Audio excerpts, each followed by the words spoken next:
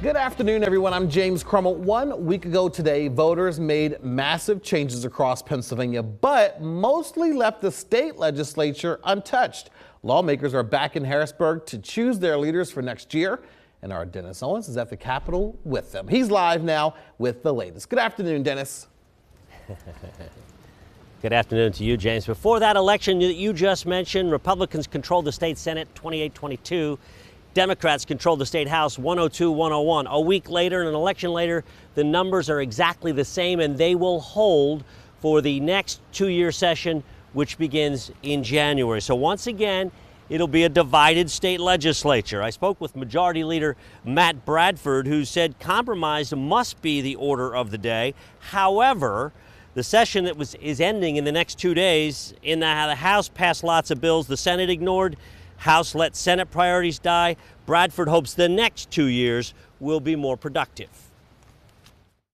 Well, divided government's hard, and we recognize that. There's no easy solution to that. I think there are those, though, who believed it was a one-year fluke, a one-session fluke, and that we would go back to what we've had for a long time, which is unified Republican control of the legislature. That's obviously not going to be the case. But now the hard work of governing is upon us, and that's the work we look forward to doing. So the House is here today and tomorrow. The Senate comes in only tomorrow, and they are the final days of this two-year session, but really the focus is on the next session, which begins, as I said, in January. All four caucuses in the next 2 days will be electing their leadership. We don't expect many changes except for House Republicans. Brian Cutler, who has been a majority leader, a minority leader, and a Speaker of the House, not seeking leadership in the House Republican caucus.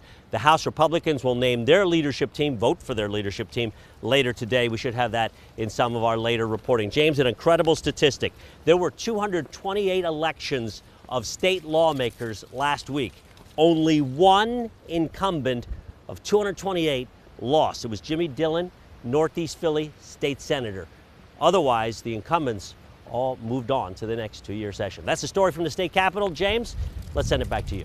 And Dennis, I mean, that goes right to the point that I was about to make. You know, change was the big word when it came to the election last week. Sweeping changes at the top of the ticket in the federal government, House, Senate. But then when you get down to the state legislature, you mentioned right there, the numbers. You know, there's been lots of studies on that kind of thing where, in general, people don't like Congress or they don't like the state legislature. But guess what?